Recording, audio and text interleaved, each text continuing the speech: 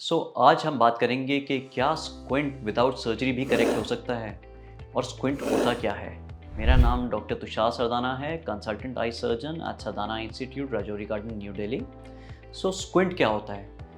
हमारी आई में 6 मसल्स होती हैं जो हमारी आई की मूवमेंट्स में हेल्प करती हैं। 2 राइट लेफ्ट, 2 ऊपर नीचे और 2 टॉर्जनल मूवमेंट्स में हेल्प करती हैं। जब भी इन मसल्स के एक्शन के बीच में इम्बैलेंस हो जाता है तब स्क्विंट आ जाता है। इसके क्या क्या कारण हो सकते हैं? कभी कभी मसल वीकनेस की वजह से आ जाता है, कभी कभी जो नर्व जो मसल को सप्लाई करती हैं उनमें डिफेक्ट आ जाता है। इन कारणों की वजह से, जो मसल्स की इम्बैलेंस की वजह से तिरछापन दिखाई देने लग जाता है। तिरछापन का करेक्ट करवाने के लिए एक तो सर्जिकल ट्रीटमेंट है ही, जिसके लिए हम सर्जरी करके मसल्स को स्ट्रेंथन लूजन करके आई को सेंटर में वापस ला सकते हैं। लेकिन कुछ कुछ ऐसे भी टाइप्स के स्क्विंट होते हैं जिनमें सर्जरी की ज़रूरत नहीं पड़ती और वो बाकी नॉन सर्जिकल मेथड से ही करेक्ट होने की क्षमता रखते हैं। इनमें से कौन से स्क्विंट्स होते हैं जिनको हम करेक्ट कर सकते हैं विदाउट सर्जरी? बच्चों में एक टाइप का स्क्विंट देखा जाता है जिसे कहते हैं ईज़ोट्रोपिया और अकोमोडेटिव ईज़ोट्रोपिया।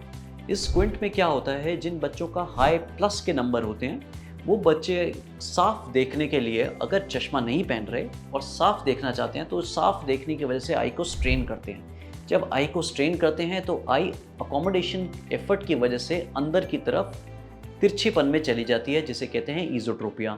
इसको करेक्ट करने के लिए पहले तो बच्चे का एक स्पेशल आई ड्रॉप या एक ऑइंटमेंट डाल के चश्मे का नंबर चेक करा जाता है और उस चश्मे का नंबर चेक करने के बाद उसको चश्मा दे दिया जाता है। बहुत बार देखा गया है जो ऐसे ईज़ोट्रोपिया यानी कि तिरछापन अंदर की तरफ वाले बच्चे आते हैं, केवल चश्मा देने से ही पूरा उनका स्क्विंट करेक्ट हो जाता है। अगर पूरा करेक्ट नहीं होता लेकिन लगभग 70-80% करेक्ट हो जाता है काफ़ी बच्चों में। ऐसे बच्चों में मान लो अगर पूरा करेक्ट हो जाए चश्मे से तो वेल एंड गुड, कुछ सर्जरी की ज़रूरत नहीं पड़ती। लेकिन चश्मा देने के बाद 2-3 महीने देखने के बाद अगर कुछ स्क्विंट का कंपोनेंट तब भी रहता है तो उस छोटे से कंपोनेंट को करेक्ट करने के लिए मे बी एक सर्जरी की ज़रूरत पड़े।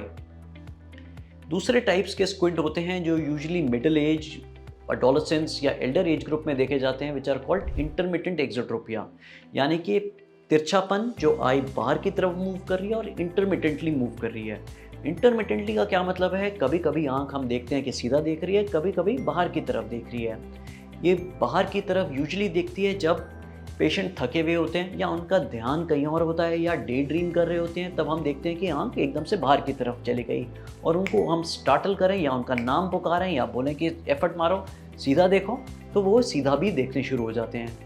ये एक्सोट्रोपिया का इंटरमिटेंट स्टेज होता है जिसमें कभी बाहर है की तरफ है आँख, कभी अंदर की तरफ है आँख। इसको करेक्ट करने के लिए यूजुअली हम आई एक्सरसाइजेज यूज़ करते हैं जिसमें अकोमोडेटिव एफर्ट, उनका अकोमोडेटिव मसल की जो एक्सरसाइज है वो करवाई जाती है ताकि जो मसल होती है जो अंदर की तरफ आँख को लाती है उसको स्ट्रेंथन करा जाए।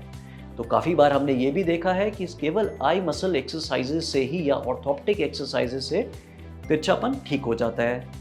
एक और तरीके का तिरछापन होता है जिसमें कि हमारी जो नर्व की सप्लाई है वो एकदम से रिस्ट्रिक्ट हो जाती है, उसकी पल्सेशंस। वो क्यों होती है? यूजुअली डायबिटिक्स, हाइपरटेंसिव में यूजुअली देखा जाता है कि एक आंख बाहर की तरफ तिरछेपन में चली गई है। मोस्टली इन तकलीफ़ों में हमें सिर्फ इंतज़ार करना चाहिए।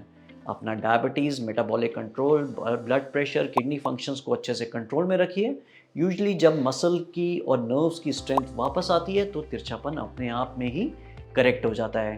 अगर आपको हमारा वीडियो इन्फॉर्मेटिव लगा, do like, subscribe and share our channel. And इससे रिलेटेड आपके कुछ क्वेश्चंस या क्वेरीज है, you can always write in the comment box below. Thank you.